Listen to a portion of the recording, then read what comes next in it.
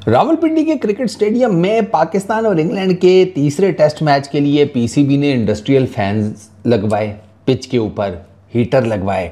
मतलब भाई साहब पीसीबी ने अपना जिसे कहते हैं बिजली और शायद गैस का बिल तो करवा लिया 75 लाख रुपया, लेकिन ये दोनों चीज़ें लगाने से जो उनको आउटपुट मिली है ना, उससे पीसीबी सोच रहा होगा कि मैं राज़ी हूँ, मैं खुश हाँ, ठीक है, हमारा बिजली का बिल और गैस का बिल तो बहुत ज़्यादा आ गया, अब दो पंखे इंडस्ट्रियल लगाओगे तो बिजली का बिल ही आएगा ना, हैं? और कौन सा तुम्हारा कोई रिश्तेदार तुम्हारे घर फ्रूट लेके आ जाएगा, तो वो फिर हीटर, तो वो पिच को इतना पका दिया भाई इन्होंने रावलपिंडी की क्रिकेट पिच को कि वो उस पर क्रैक्स हैं।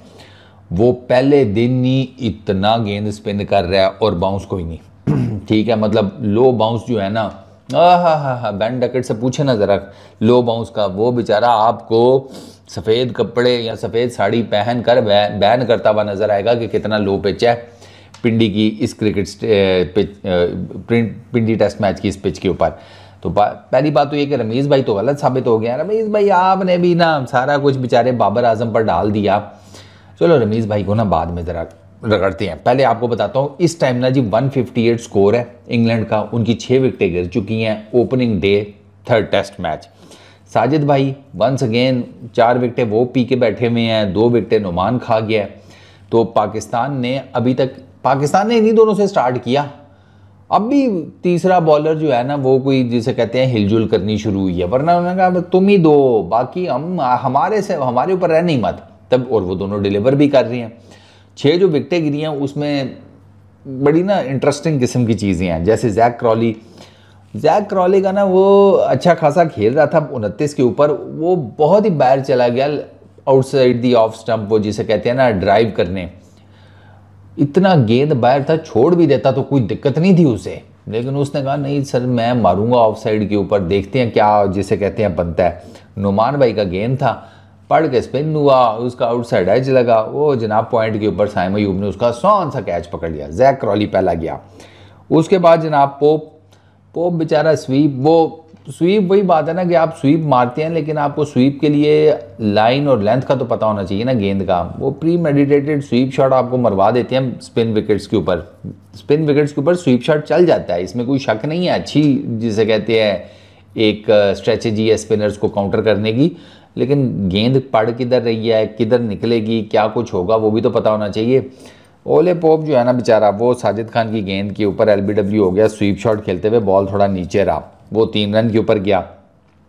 उसके बाद जो रूट को तो गेंद ही बहुत आला पड़ा, उसको पड़ के इतना तेज़ी के साथ स्पिन हुआ ना गेंद पड़ के, कि जो रूट बेचारा जो है ना उसने कहा कि हमसे हो ना पाएगा, मतलब वो बैकफुट पे गया खेलने के लिए, बॉल पड़ा है और तेज़ी के साथ अंदर आया साजिद का।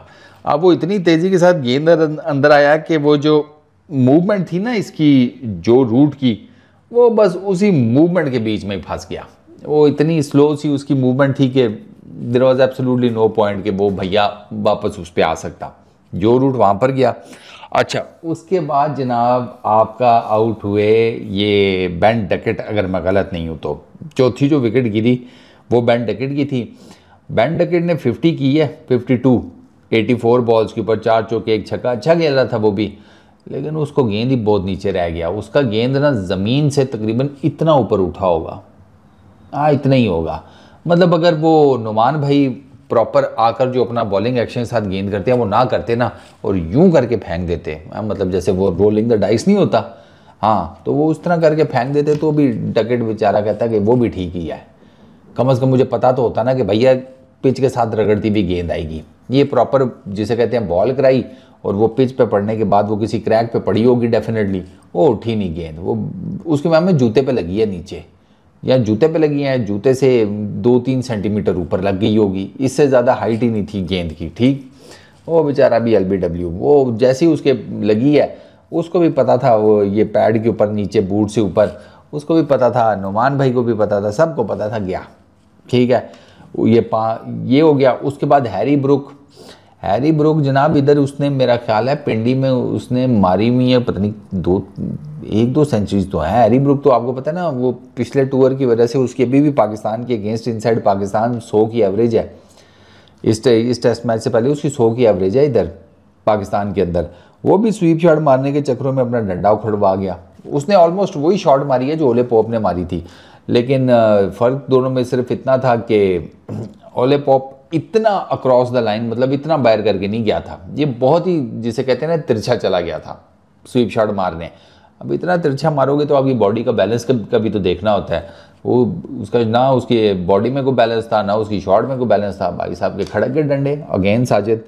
लास्ट जो अभी विकेट गिरी है वो अपने बेन स्टोक्स भाई की है, उनको भी साजिद भाई ने जनाब स्लिप में कैच करवाया, फ्लैटेड डिलीवरी दी, स्टोक्स गया आउटसाइड दी ऑफ स्टंप जिसे कहते हैं ड्राइव खेलने, आउटर एज लगा, स्लिप में आगा सलमान खड़ा था उसके हाथों में। ये सर टोटल इस टाइम जो है ना गेम चल रही है 158, 6 विकेटें डाउन। और अभी एक छोटी सी पार्टनरशिप चल रही है स्मिथ की और एटकिंसन की, ये भी ज़रा जल्दी आउट हो जाए तो क्या ही बात है। पाकिस्तान का ज़रा थोड़ा सा ना जिसे कहते हैं में ज़रा पलड़ा भारी हो जाएगा। अब जिस लेवल की स्पिन में आपको बता रहा हूँ, ये पहला दिन है, चौथी इनिंग पाकिस्तान को खेलनी है, क्योंकि इंग्लैंड ने टॉस जीता और इंग्लैंड ने कहा भैया हम करेंगे बैटिंग। मैंने आपको पहले ही बताया था जो इधर बैटिंग टॉस जीतेगा वो पहले बैटिंग करेगा इस पिच के ऊपर, उसको पता है स्पिन होगी। अब ये वही पिंडी क्रिकेट स्टेडियम है जिसके बारे में रमीज़ भाई कहते थे स्पिन नहीं होता। रमीज़ भाई ने ना पता है वो वाला काम किया कि वो क्या आप यूँ समझें, वो मुजरिमों में ना, मुजरिम कह लो या कहीं छापा पड़े ना किसी जगह पुलिस का, तो वो क्या करते हैं कि वो उनमें से अगर कोई एक आधा गूंगा हो ना तो वो सारे का सारा मलबा जो है ना गूंगे पर डाल देते हैं। उन्हें पता होता है गूंगे ने क्या ही बोल लेना है। तो वो रमीज़ भाई ने वही वाला काम किया। पुलिस वालों को चाहिए होता है इतराफ़ी बयान, मान सारी बातें। अब गूंगा कहाँ से मानेगा भाई, गूंगा तो बोल ही नहीं सकता। तो रमीज़ भाई ने आजकल वो वाला काम किया कि पिच्चे शिच्चे सारा कुछ जितने भी मसले मसाइल हैं सारे आप बाबर आजम पर डाल दो। वही सब कुछ करता था, वही था मेन जिसे कहते हैं कल्प्रेट। मैं तो बस उसकी सुन के तो कहता था चलो ठीक है तुम कप्तान हो।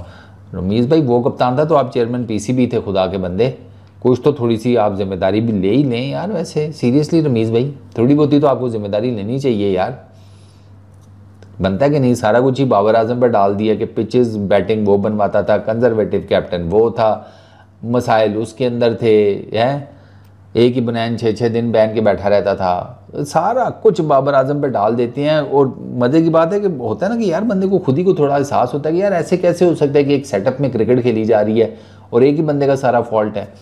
लेकिन नहीं भाई साहब, सब ने डाला भाई बाबर आजम पे। रमीज़ भाई ने भी चुप करके बाबर आजम पर डाल दिया कि भैया बाबर आजम का फॉल्ट है।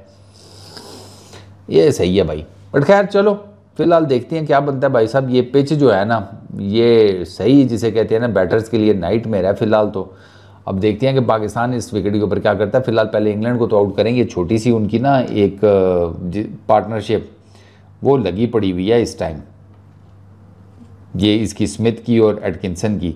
और ये जो पार्टनरशिप है ये तोड़ना पाकिस्तान की टीम के लिए ज़रा ज़रूरी है, क्योंकि जब तक तोड़ेंगे नहीं ना इस पार्टनरशिप को तो फिर ये पाकिस्तान के लिए ज़रा प्रॉब्लम्स क्रिएट करेगी, क्योंकि अभी ये पार्टनरशिप तकरीबन 50 की होने वाली है।